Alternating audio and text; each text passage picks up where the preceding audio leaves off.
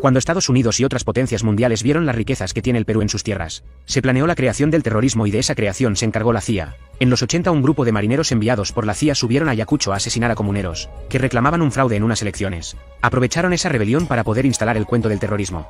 Los marineros llegaron a matar a los campesinos que protestaban. Y esta masacre no paraba. Para esos años no existía el internet, solo se creía lo que la prensa, la CIA y sus militares decían.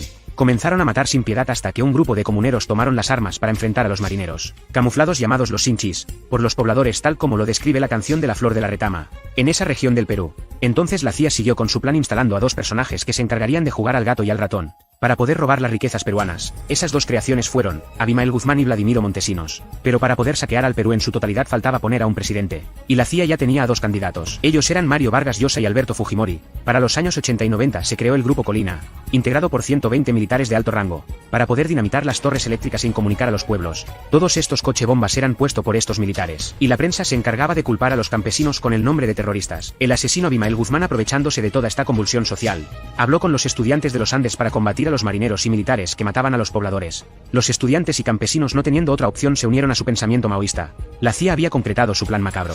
Puso a Alberto Fujimori como presidente del Perú, y creando la Constitución del 93, donde regalaba las empresas peruanas y las riquezas de sus suelos. Y cada vez para vender empresas peruanas se hablaba del terrorismo, y los militares llamados Grupo Colina pintaban paredes y mataban comuneros para que todo se enfoque en el terrorismo y nadie se enfoque en la venta de las empresas y riquezas peruanas.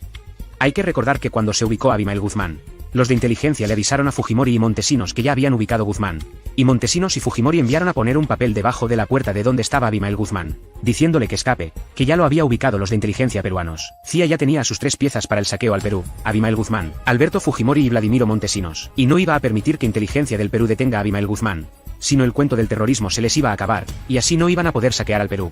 La CIA buscaba desaparecer a la gente de los Andes peruanos donde está toda la riqueza. Entonces se puso el plan de esterilizaciones en todo el Perú. Alejandro Aguinaga se encargó de ese macabro plan que estaba dirigida a las mujeres de los Andes, para que no tengan más hijos. A ellas estaba dirigida, hasta se forzaron a más de 300.000 mujeres a esterilizarse. Ese caso fue archivado por la esposa del comandante Colchado, la fiscal Marcelita Gutiérrez. Estos dos personajes quien tienen como padrino de bodas a César Nostroza, cabecilla de los narcotraficantes llamados Cuellos Blancos. De otro lado, mientras Abimael Guzmán había caído ya por el año 92, la CIA con su otra creación, el MRTA, empezaba a hacer terrorismo, para luego el año 96 crear otra cortina de humo llamada la toma de la residencia del Japón, el rescate Chavín de Huántar. En ese secuestro, cuando los emerretistas dejaron libre a la mamá de Fujimori, ahí se les cayó la careta. La pregunta: ¿por qué dejaron escapar a la mamá del presidente de ese supuesto secuestro? ¿Por qué, si el objetivo era secuestrar la residencia para negociar la salida de Víctor Polay Campos? Todo fue una cortina de humo, todo estaba negociado, los emerretistas iban a ser enviados a Cuba, eso fue lo que se les había dicho, que solo hagan la figura del secuestro. Pero a la hora de la toma de la residencia se dio orden de que se mataran a todos los emerretistas para que no hablaran. Pero hubo un coronel que dentro de la residencia se opuso a que mataran a los emerretistas que se habían rendido, y eso le costó la vida a este coronel de nombre Juan Valer Sandoval.